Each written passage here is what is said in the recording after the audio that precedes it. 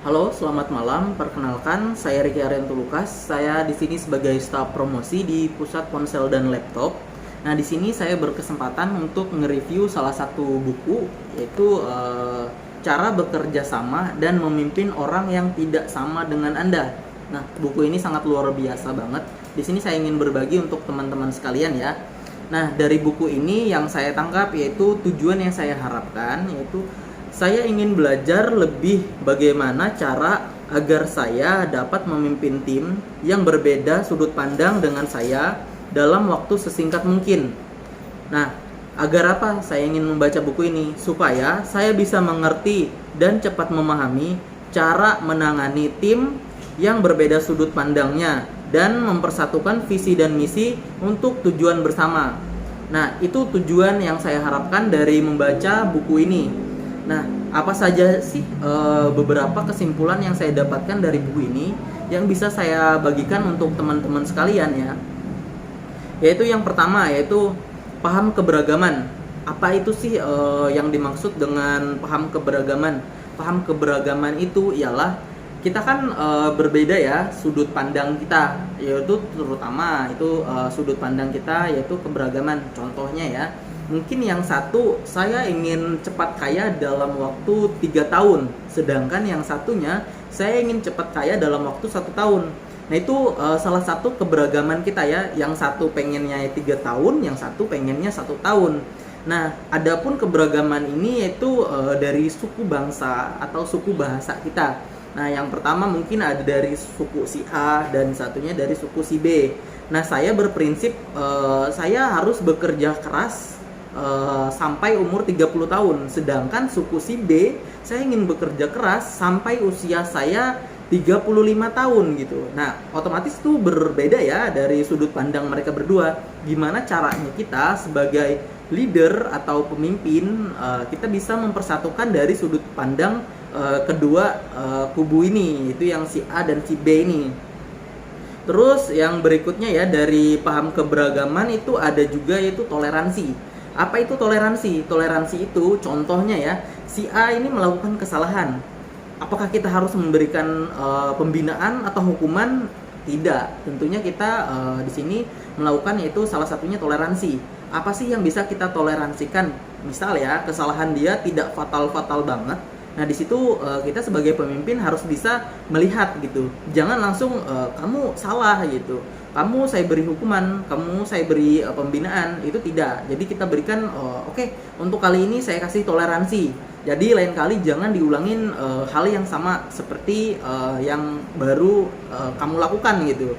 Nah, adapun berikutnya yaitu bijaksana. Nah, di sini penting banget kalau buat untuk seorang pemimpin ataupun leader, bijaksana itu perlu. Kenapa? Jadi, misalkan si A ini melakukan kesalahan, dia menuduh si B, sedangkan si B ini bilang saya tidak melakukan kesalahan. Gimana caranya kita sebijaksana mungkin kita membimbing tim agar kita jadi penengah antara kedua orang tersebut gitu, kedua tim tersebut gitu loh.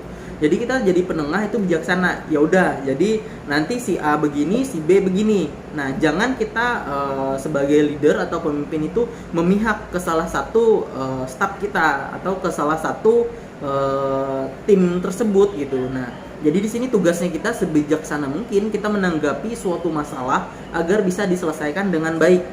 Nah, adapun yaitu berikutnya itu attitude. Nah, attitude itu apa sih? Attitude itu dalam kata lain itu seperti sopan santun.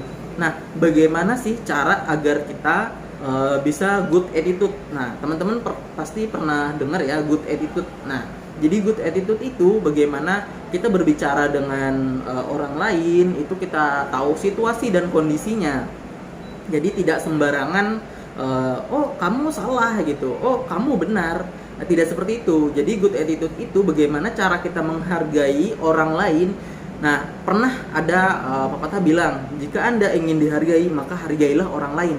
Nah, dari situ kita bisa belajar. Good attitude itu tidak mesti kita pelajari dari sekolah ataupun dari kampus atau apa. Good attitude bisa kita pelajari dari lingkungan kita sekitar. Nah, dari teman, keluarga, atau kerabat siapapun itu. Nah, maka dari itu good attitude itu penting banget gitu untuk seorang leader atau pemimpin. Adapun di sini yaitu seorang pemimpin itu tidak egois. Nah, jika tidak egois ini bagaimana? Pemimpin itu tidak boleh itu berada di belakang. Pemimpin ataupun leader itu berada di depan.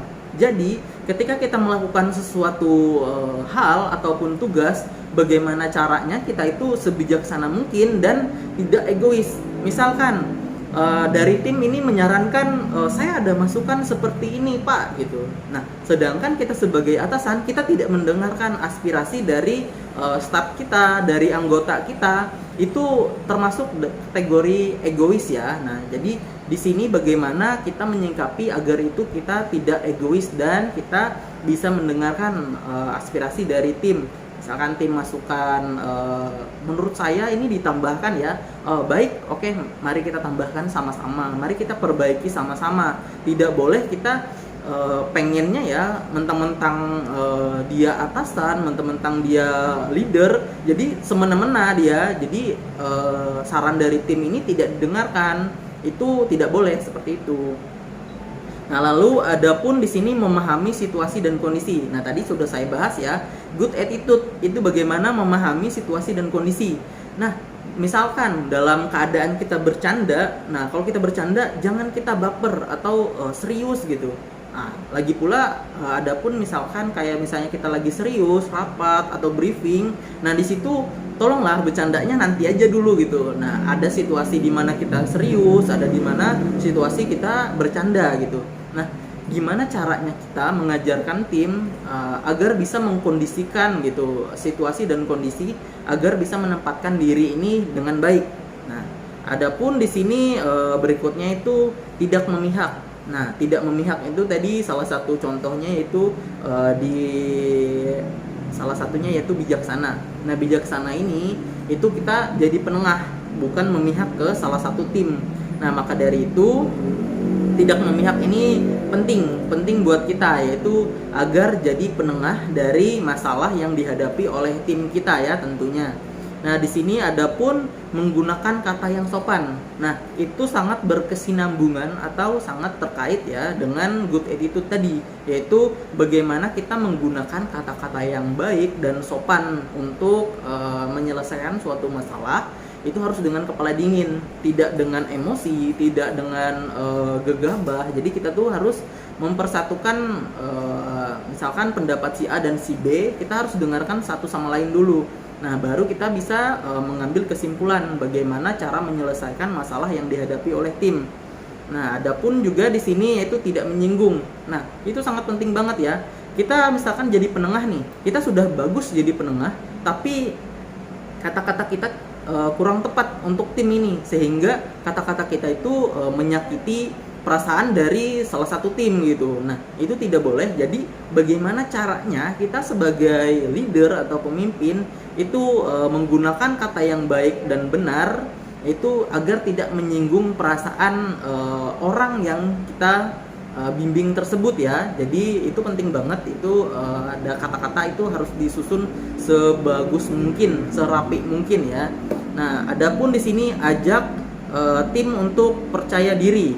Nah, orang itu berbeda-beda ya, nggak bisa kita samaratakan. Misalkan si A dan si B itu mereka punya kelebihan dan kekurangan masing-masing.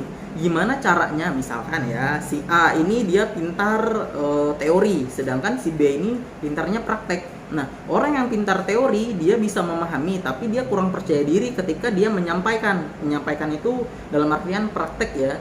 Nah, sedangkan yang praktek ini dia bisa melakukan, tapi dia tidak memahami bagaimana teori yang perlu dipahami sebelum dia melakukan praktek. Nah, bagaimana caranya kita sebagai leader atau pemimpin? Di situ kita mengajak tim agar lebih percaya diri dalam menyelesaikan suatu masalah. Contohnya yaitu dalam mengerjakan suatu materi dan mempraktekannya bagaimana dengan baik dan benar. Nah, itu bagaimana untuk kita mengajarkan untuk tim gitu. Kita kasih support, kita semangatin untuk tim biar bisa percaya diri lagi gitu. Jadi ketika tim ini sudah merasa down, nah di situ otomatis dari kerjanya itu kan misalnya terbengkalai gitu, ada yang telat mengerjakan, seharusnya ini tugas deadline, dia mengerjakannya lambat dari waktu yang sudah ditentukan. Nah, mungkin dia punya masalah atau apa. Nah, di sini bagaimana caranya kita sebagai leader ini kita gali dari kebutuhan dari tim, ataupun misalkan masalah dari tim kita selesaikan, kita bantu, kita beri solusi, dan kita ajak nih, ayo kamu pasti bisa, support tim agar dia lebih percaya diri lagi gitu. Nah, adapun di sini sering diskusi santai. Nah, di sini saya sebagai leader, saya sering dengan tim saya itu melakukan yaitu diskusi santai ya. Diskusi santai itu dalam artian tidak serius-serius banget ya. Misalkan ada suatu masalah, ini tidak langsung memberikan contohnya ya, kamu pembinaan, misalkan pembinaannya yang berat-berat. Nah, kita itu kasih misalkan gini, salah satu si tim A ini melakukan kesalahan, kita berikan pembinaan. Contoh ya, oh kamu ini nulis ya 5 kali, dari satu kesalahan dia nulis 5 kali.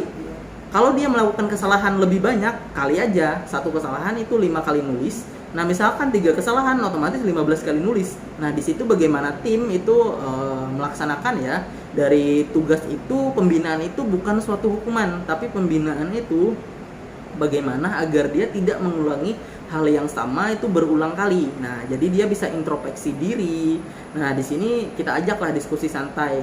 Kira-kira nih dari yang saya terangkan, adakah yang kira-kira yang keterlaluan ketika saya memberikan pembinaan, ketika saya memberikan hukuman atau apa gitu? Adakah yang berlebihan sehingga kalian ini merasa keberatan dari apa yang saya berikan?